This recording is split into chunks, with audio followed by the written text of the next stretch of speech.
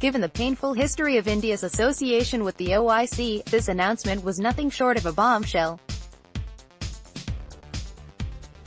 On February 23, just as New Delhi was recovering from the controversy surrounding the visit of Saudi Arabia's Crown Prince Mohammed bin Salman, the UAE Foreign Office in Abu Dhabi issued a statement saying that India would be invited as a guest of honor at the meeting of the foreign ministers of the Organisation of Islamic Cooperation (OIC), taking place in the UAE capital on March 1–2.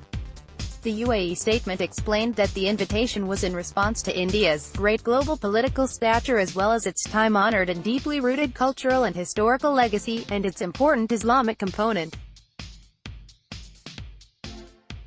Given the painful history of India's association with the OIC, this announcement was nothing short of a bombshell.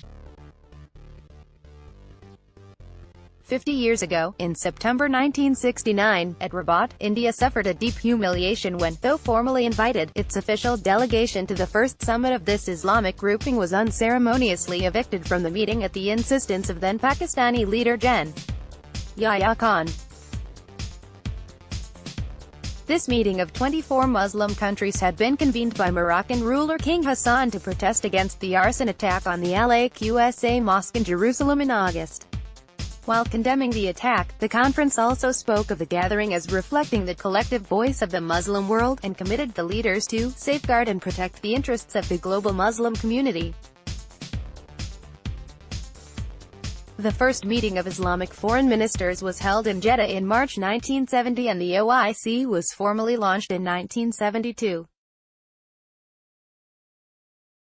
Its secretariat, headed by a Secretary-General, is in Jeddah, with Saudi Arabia providing most its funding.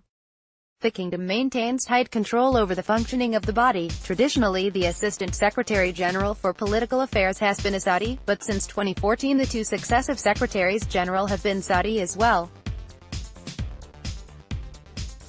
This ensures direct Saudi control over the OIC agenda in this period of considerable internecine competition in West Asia. Saudi influence over the OIC is the result of a shift in balance of influence in favor of the kingdom after the defeat of Egypt in the 1967 war. Till then, through the 1950s and early 1960s, Egypt, after its Republican revolution and espousal of Arab nationalism, socialism and secularism, had been the leader of the Arab world. In this Arab Cold War, the kingdom represented the traditional monarchies whose values and worldview were anchored in Islam. As country after country moved from royal rule to revolution, Egypt, Iraq, Yemen, Syria and Libya, it seemed that the monarchies would lose this ideological competition. The 1967 war ended this rivalry in favor of the kingdom, which now moved rapidly to consolidate its leadership in West Asia on the Islamic platform. The OIC is the product of this effort. Today, the OIC has 56 countries, in addition to Palestine, as members. In nominal terms, these countries have a collective GDP of $10 trillion, $28 trillion in terms of PPP, and a per capita income of $10,000, $20,000 in PPP terms. Its members cover a vast geographical space across Asia, Africa and even Europe and Latin America, and include some of the wealthiest nations of the world: Saudi Arabia, the UAE, Qatar and Kuwait.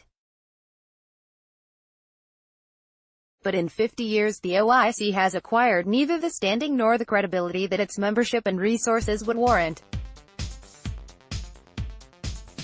The reason is that Saudi Arabia uses the OIC as a platform to subserve its own specific interests. Every time it feels the need to project Islamic backing for its position, it gets resolutions passed accordingly. In return for such support, it allows members to issue any resolution they wish against a non-member. Thus, the kingdom has ensured that the resolution on Syria condemns the Bashar al-Assad regime in the harshest terms, while extolling the kingdom's role to back the interests of the political opposition. Similarly, regarding Yemen, Saudi Arabia obtains resolutions backing its military action and its support for former President Abd Rabbo Mansur Hadi. The organization has therefore remained institutionally feeble, with its own members giving priority to their membership of other groupings. Pakistan is the exception. The OIC platform is the only one it can use to get one-sided anti-India resolutions passed that are then projected as the consensual position of the entire OIC membership.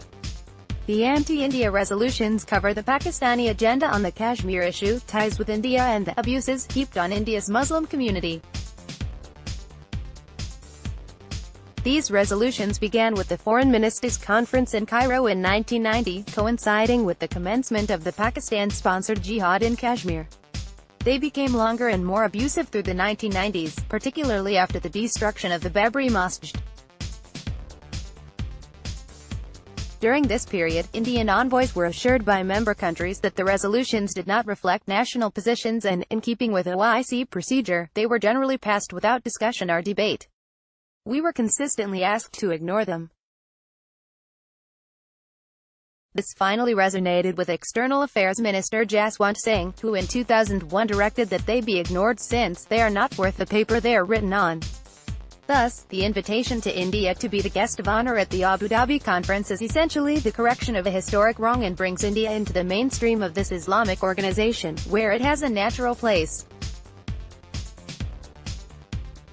It is also a solid rebuke to Pakistan. The invitation results from the robust Indian diplomatic engagement with the major Gulf countries, particularly the high-profile interactions of Prime Minister Narendra Modi, and as a tribute to India's global stature. Obviously, Pakistan will not give up the one unfettered opportunity it has to heap calumny upon India, hence, the hostile resolutions could continue for some more time. They will stop only when Saudi Arabia firmly puts an end to them. As the External Affairs Minister Sushma Swaraj extends her hand of cooperation to the OIC at Abu Dhabi, the abuse of the guest of honor should now end in the real perpetrator of extremism and violence identified and pilloried at the Islamic platform. End of